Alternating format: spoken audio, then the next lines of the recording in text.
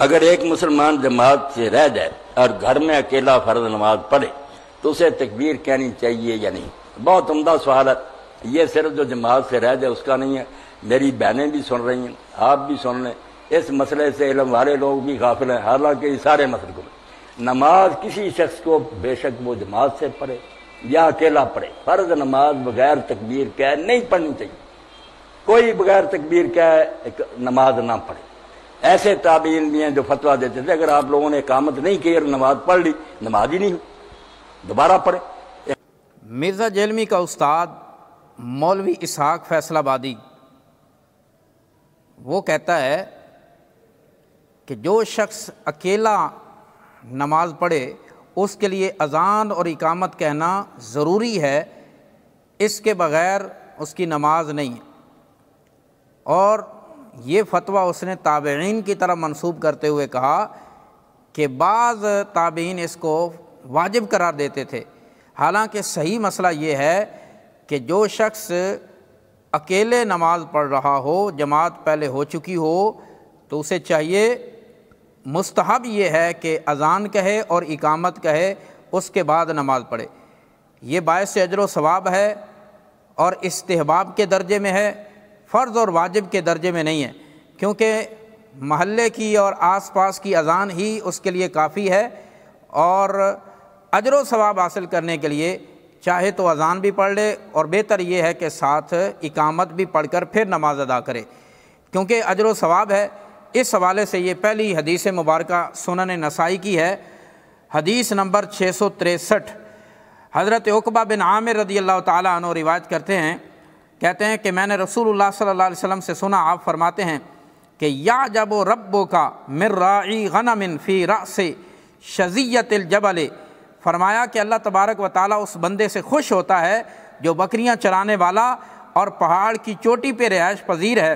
یؤذن بالصلاۃ ویصلی، وہ نماز کے لیے اذان کہتا ہے اور نماز پڑھتا ہے۔ اللہ تبارک و تعالیٰ فرماتا ہے انظروا الی عبدی ھذا، میرے اس بندے کی طرف دیکھو، یؤذن ویقیم الصلاۃ، اور یہ اذان بھی پڑھ رہا ہے اور نماز قائم کر رہا ہے، یخاف منی، اور میرے خوف سے ایسا کر رہا ہے، قد غفرت لعبدی وادخلتہ الجنۃ، میں نے اس بندے کو معاف کر دیا اور اس کو جنت میں داخل کر دیا۔ اس کا مطلب یہ ہے کہ یہ اذان اور اقامت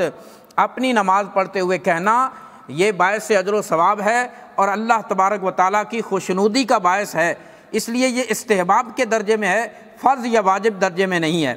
اسی طرح یہ میرے سامنے سنن ابی داؤد ہے، حدیث نمبر 1203 ہے، وہی حضرت عقبہ بن عامر رضی اللہ تعالیٰ عنہ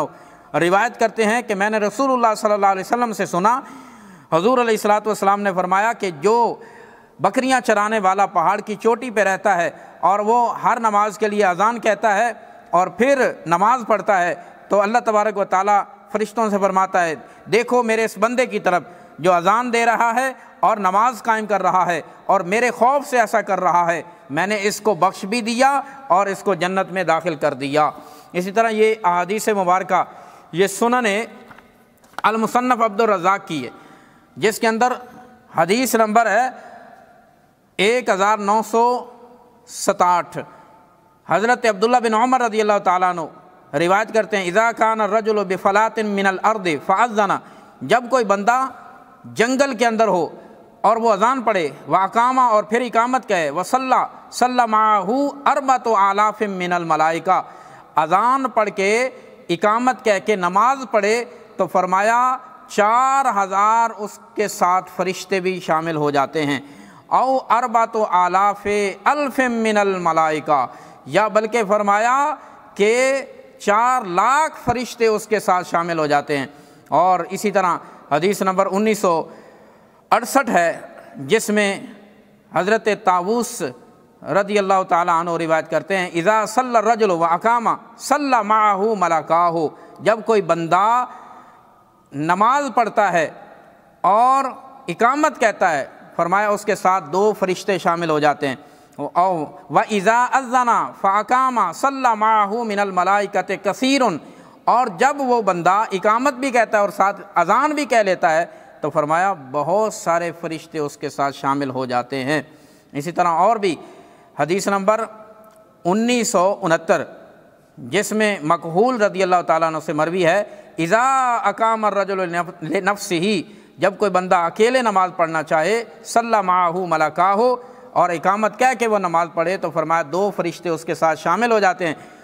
وَإِذَا أَذَّنَ وَأَقَامَ صَلَّى مَعَهُ مِنَ الْمَلَائِكَةِ مَا شَهِدَ الْأَرْضَ، جب وہ بندہ اذان کہے اور اقامت کہے، فرمایا جتنے بھی روئے زمین کے فرشتے ہیں وہ بھی اس کے ساتھ جماعت میں شریک ہو جاتے ہیں، اس کی نماز میں شریک ہو جاتے ہیں۔ اسی طرح حدیث نمبر 1970 ہے،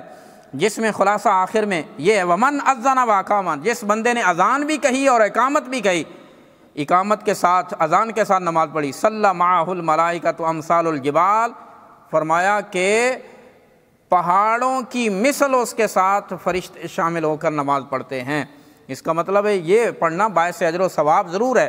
درجہ استحباب کے اندر ہے، فرض اور واجب کے درجے میں نہیں ہے۔ اس کی وجہ یہ مولوی اسحاق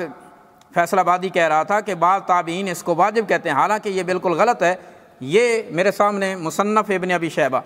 اس کے اندر آثار بھی موجود ہیں، تابعین سے روایات موجود ہیں،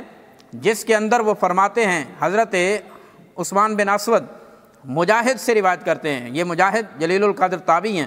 قال، آپ فرماتے ہیں، اذا سمعت الاقامۃ وانت فی بیتک، جب تو اقامت کو سن لے اور تو گھر میں موجود ہو، کفت کا ان شئت، چاہے تو تیرے لیے وہی اقامت کافی ہے۔ اس کا مطلب ہے کہ فرض واجب نہیں ہے۔ اور اسی طرح یہ روایت نمبر 2311 مصنف ابن ابی شیبہ ہے، ابا مجلس روایت کرتے ہیں کہ انا فی قریۃ تقام فی الصلاۃ فی جماعت، میں ایک ایسی بستی میں موجود تھا جس میں جماعت قائم ہو چکی تھی، اور پوچھا فَإِن صَلَّيْتُ وَحْدِي أُؤَذِّنُ وَأُقِيمُ، اگر میں اکیلا نماز پڑھوں تو کیا اذان اور اقامت کہوں گا؟ قَالَ إِن شِئْتَ كَفَاكَ، آپ نے فرمایا اگر چاہے تو تیرے لیے وہی اذان و اقامت کافی ہے، وَإِن شِئْتَ فَأَذِّن وَأَقِم، اور اگر چاہے تو اذان بھی پڑھ اور اقامت بھی پڑھ۔ تو اس کا مطلب یہ ہے کہ یہ درجہ استحباب کے اندر ہے، فرض اور واجب نہیں ہے۔ گھر میں اگر کوئی بندہ فرائض ادا کر رہا ہے تو اس کو چاہیے کہ ضرور وہ اذان و اقامت کہے، لیکن یہ فرض نہیں ہے کہ اس کے بغیر نماز نہ ہو، واجب نہیں ہے کہ اس میں نماز میں کوئی حرج واقع ہو۔